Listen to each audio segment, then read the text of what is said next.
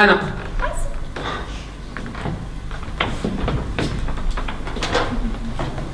Oui, Louis. Dites-moi, Fleming, Oui, Echt. vous croyez que tout se passera bien entre vous et comment elle s'appelle déjà? Viviane Lee. Oui. Oh, alors elle, si elle commence à m'emmerder, je vais lui montrer comment se caler un scénario dans son petit cul d'anglaise. L'homme qui a frappé Judy Garland, quoi. 3 fois, mais pas plus.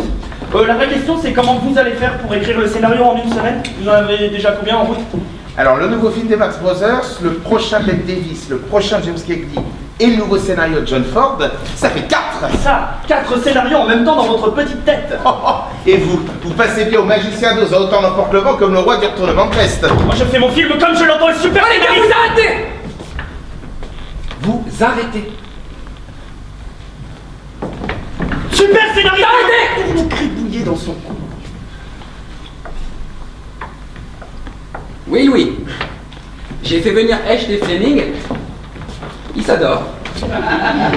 Oui, d'accord, Louis, j'ai compris.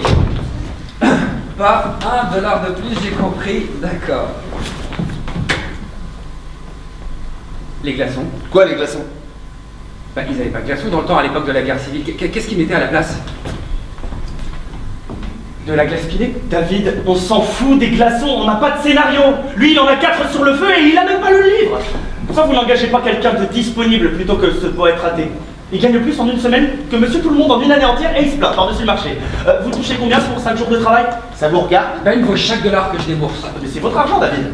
Mais pourquoi le vouloir, lui, pour massacrer le scénario? Non, pardon, moi je suis chargé de massacrer le livre. Pour ce qui est de massacrer le scénario, je crois qu'on peut compter sur vous. Surtout si c'est le vôtre. Mémo pour l'accessoiriste. De la glace pilée à chaque fois qu'on voit un verre dans la main de quelqu'un, pas de glaçon, de la glace pilée, pas de glaçon. Pas de glaçons, monsieur Selznick.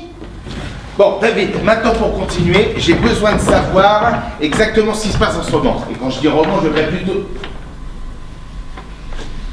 plutôt dire le concentré d'action et de personnages. C'est très simple.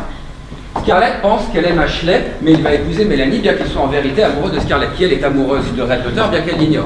Donc pour énerver Ashley, elle épouse le premier venu, celui qui rachète la ferme, mais il se fait tuer, ce qui la libère et lui permet de repenser à Ashley, mais elle ne peut pas le voir puisqu'il a épousé Mélanie. Et pendant ce temps, Red Butler, dont tout le monde pense qu'il n'est personne d'autre que lui-même, est tombé amoureux de Scarlett. Là au moins, c'est clair. Et Scarlett pense qu'elle est amoureuse de qui?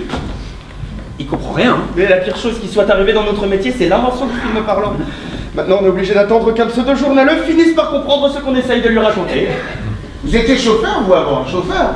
Un jour, vous avez accompagné quelqu'un sur un tournage, la caméra était en panne, vous l'avez réparée, et depuis, vous vous prenez pour monsieur le metteur en scène du siècle. Si vous n'arrivez pas à suivre, mon vieux, faut retourner au fait divers, dans votre journal foireux. Bon, Oh les gars,